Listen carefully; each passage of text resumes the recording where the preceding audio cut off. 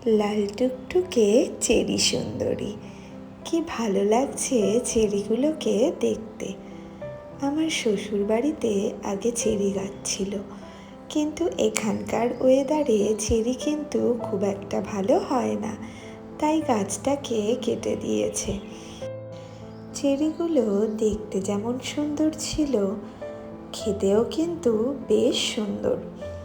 আজ যেহেতু ভোগ দেওয়া হবে ঠাকুরকে, তাই সকালবেলায় সবজিটা নিয়ে নিলাম। গতকাল ছিল একাদশী, আর আজকে একাদশীর পারণ। আজকে ঠাকুরকে অন্ন দিয়ে ভোগ নিবেদন করা হবে। সকালবেলায় ভোগ দেওয়া হয়েছিল আম, চিড়ে, ক্ষীর আর কলা দিয়ে। আর দুপুরবেলার ভোগের আয়োজনও কিন্তু বসিয়ে দেওয়া হয়েছে। দুপুরবেলায় ভোগ দেওয়া হয়েছে ভগবানের সবথেকে পছন্দের পরমান্ন, মানে পায়েস, সবজি, খিচুড়ি আর 5 রকম ভাজা দিয়ে। এই যে আজকে আমি নিয়ে চলে এসেছি কলা পাতা।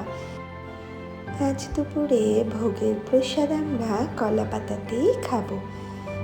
কলা পাতাটাকে তার জন্য প্রথমে বেশ ভালো মতো করে ধুয়ে নিলাম। কলা পাতায় ভোগের প্রসাদ খেতে কিন্তু ভীষণ ভালো লাগে।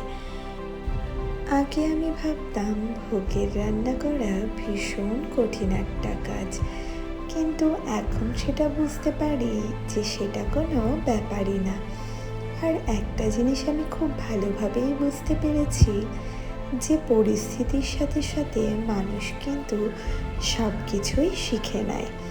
পরিস্থিতি মানুষকে সব রকমভাবেই বদলে দিতে সাহায্য করে। আজকের মতো আমার ভিডিওটি আমি এখানেই শেষ করলাম। তোমাদের সাথে গল্প হবে আবারও।